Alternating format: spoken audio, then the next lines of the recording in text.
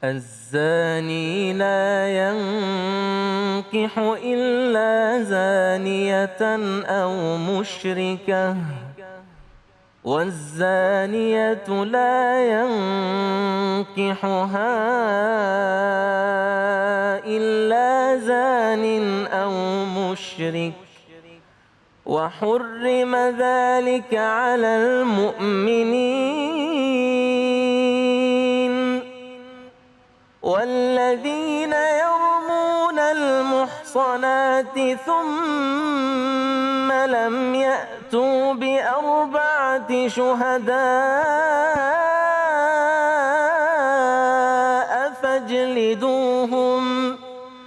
فاجلدوهم 80 جلدة ولا تقبلوا لهم شهادة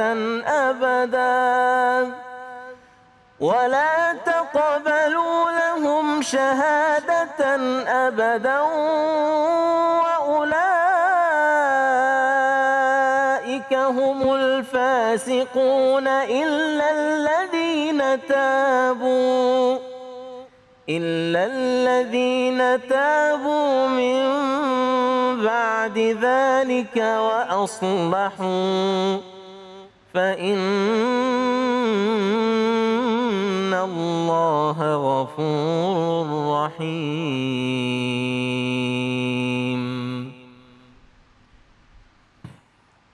Bismillahirrahmanirrahim. Allahumma salli ala Sayyidina Muhammad wa ala ali Sayyidina Muhammad.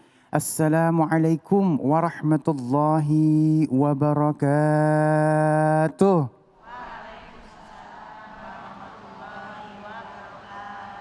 Alhamdulillahirabbil alamin, di hari yang insya Allah penuh dengan nikmat ilmu ini kembali lagi saya Ali Zainal menemani pemirsa di rumah di dalam Cahaya Hati Indonesia.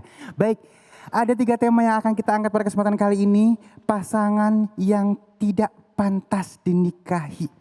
Waduh, ini disebutnya pasangan ya, tapi tidak pantas untuk dinikahi. Berarti belum bisa disebut sebagai pasangan ya. Dan yang kedua, benarkah sholat kita tidak diterima? Wah, ini penting banget buat kita. Yang terakhir, iman dilandasi oleh akal. Masya Allah. Nanti insya Allah kita akan bertemu dengan guru-guru kita yang dimuliakan Allah Subhanahu wa Ta'ala, Ustazah Syifa Nur Fadilah, Al-Habib Nabil Al-Musawa, dan Kiai Misbahuddin. Namun sebelumnya kembali lagi Ali ingin memberitahu untuk semua pemirsa yang ada di rumah dan yang ada di masjid untuk tetap menjaga protokol kesehatan dengan 5M, mencuci tangan, menggunakan masker, menjaga jarak, menghindari kerumunan, dan membatasi diri untuk bepergian. Kalau nggak penting-penting amat, di rumah aja ya. Baik, sebelum kita masuk ke dalam tema yang pertama, Ali ingin sapa dulu jamaah yang udah ada di masjid. Assalamualaikum. Ih, lemes amat ini. Dari majelis taklim mana ini?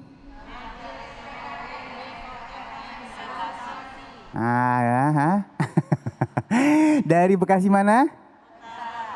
Oh, dekat rumah saya ini ya, Masya Allah ya. Mudah-mudahan berangkatnya ibu kemari, make upnya, bajunya, brosnya, yang kebawa kemari semuanya diniatin ibadah dan dapat pahala dari Allah Subhanahu wa Ta'ala. Amin ya Rabbal Alamin. Baik, bismillahirrahmanirrahim, kita akan masuk ke dalam tema kita yang pertama, pasangan yang tidak pantas dinikahi, bersama guru kita yang dimuliakan Allah Subhanahu wa Ta'ala, Ustazah Syifa Nur Fadilah. Allahumma shalli ala Sayyidina Muhammad. Allahumma salli wa sallim wa barik alaih. Terima kasih Mas Ali. A'udzu billahi minasyaitonir rajim. Bismillahirrahmanirrahim. Assalamualaikum warahmatullahi taala wabarakatuh. Waalaikumsalam warahmatullahi wabarakatuh. Alhamdulillah alladzi ja'alan nikah syari'atan lil mu'minin wa barakatan insyaallah lil amilin. Allahumma salli ala Sayyidina Muhammad wa ala alihi Sayyidina Muhammad. Rabbi israhli sadri wa yassirli amri wahlul uqdatam min lisani yafqahu qauli. Amma ba'd. Alhamdulillah, ibu-ibu yang hadir orange kerudungnya sehat. Alhamdulillah, para jamaah Cahaya Hati iNews yang ada di rumah mudah-mudahan juga dalam keadaan sehat walafiat.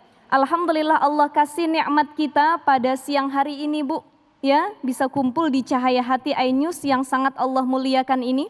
Bahasannya menarik sekali mengenai pasangan yang tidak pantas untuk dinikahi. Al-Islam dinul maslahah. Islam itu adalah agama yang sangat menjunjung tinggi kemaslahatan. Setiap hal diukur maslahat atau tidak, lebih banyak kebaikan atau keburukan di dalamnya. Termasuk dalam hal pernikahan. Pernikahan itu kan salah satu tujuannya adalah hifzun nasl, menjaga keturunan dan juga hifzun nafas, menjaga diri kita. Menjaga diri dari perbuatan maksiat, menjaga diri dari perzinahan, menjaga agar anak keturunan kita tetap eksis sampai 7 turunan kalau bahasa orang sininya. Ya, jadi itulah salah satu kemaslahatan dari dianjurkannya kita untuk menikah. Karena Islam agama yang sangat menjunjung tinggi kemaslahatan, maka dalam perkara mencari jodoh, mencari pasangan, Islam sangat memperhatikan sangat-sangat detail. Ibu, Bu, di sini udah pada nikah semua ya? Ada yang mau nambah? Kalau kita punya mantu, ada yang mau ngelamar anak kita, mau jadikan mantu, kira-kira yang ditanya agamanya dulu atau hartanya dulu? Benar, bukan ditanya maharnya 50 juta apa 100 juta. Nikahnya di gedung atau di rumah.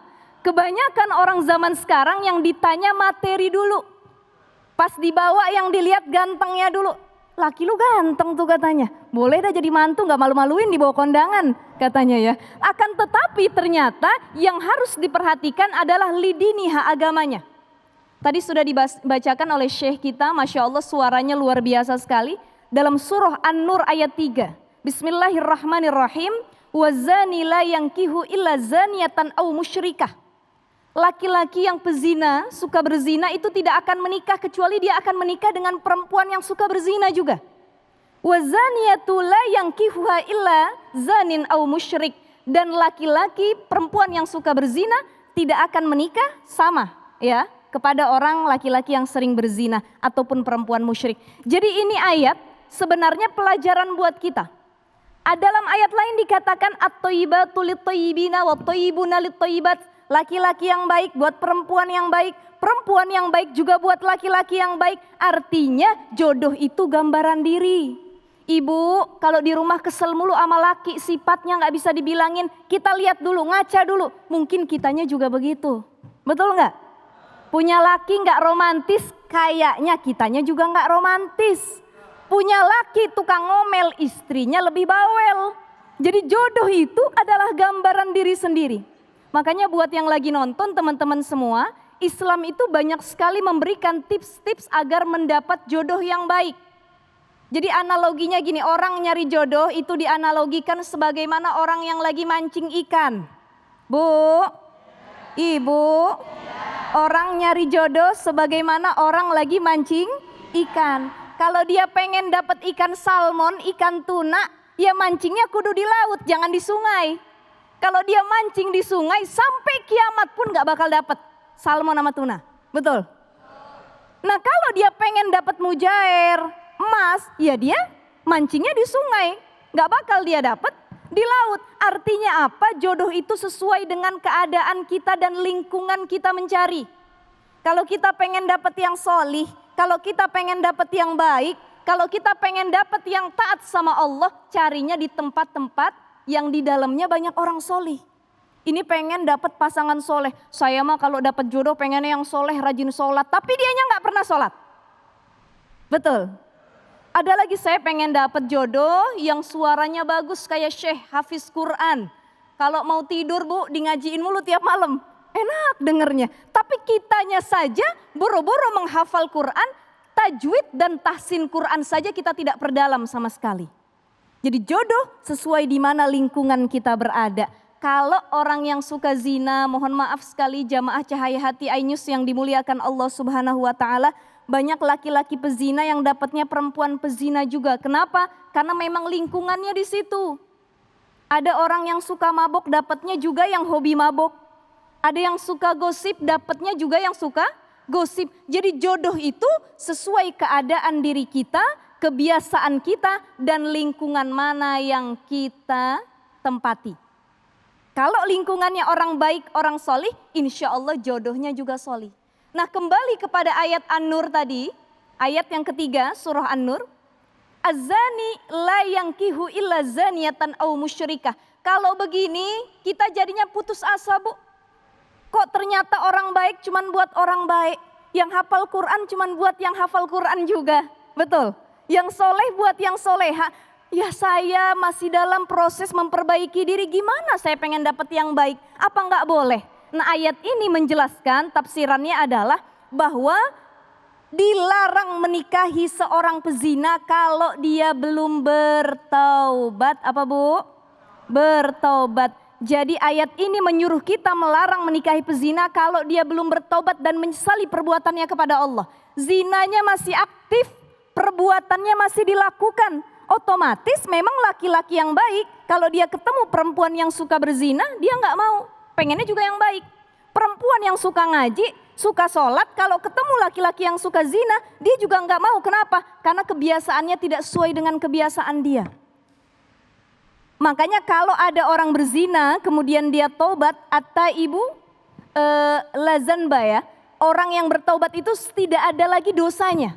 Kalau dia menyesali, tidak mengulangi lagi dan dia bertobat taubatan nasuha kepada Allah Subhanahu wa taala, ini Allah terima tobatnya sebagaimana bayi yang baru lahir nggak punya dosa. Jadi kalau ada laki-laki solih, dia dapat istri mohon maaf mantan pezina, nggak apa-apa selama dia sudah bertobat dan tidak mengulangi dosa zinanya lagi.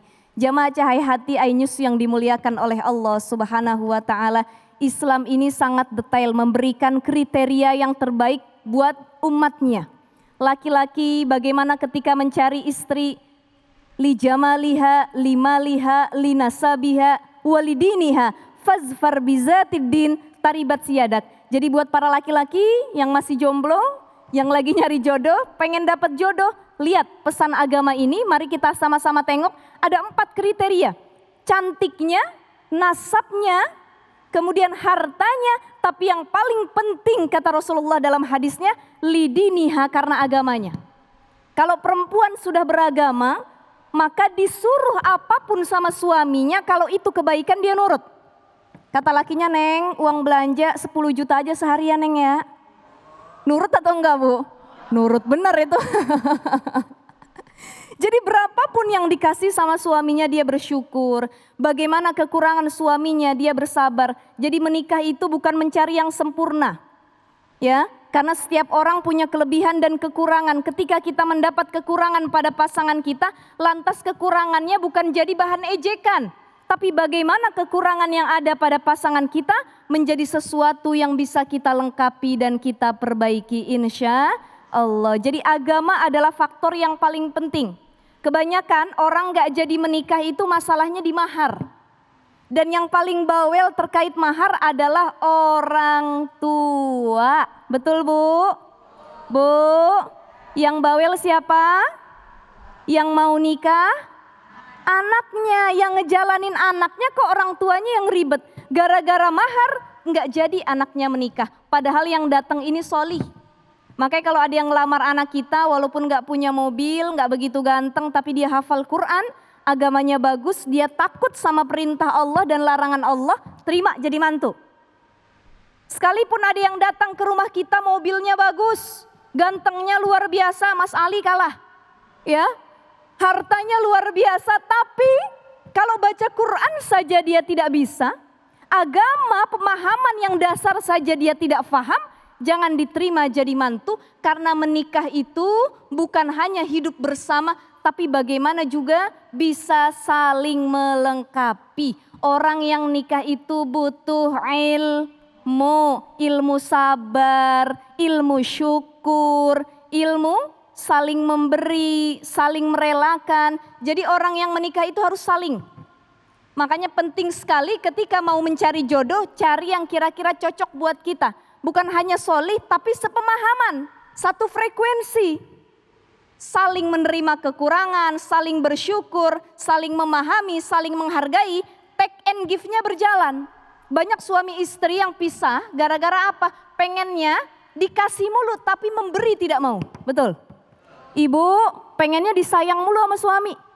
tapi sayang sama suami tidak pernah. Pengennya dimanja mulu sama suami, tapi memanjakan pasangan kita tidak pernah.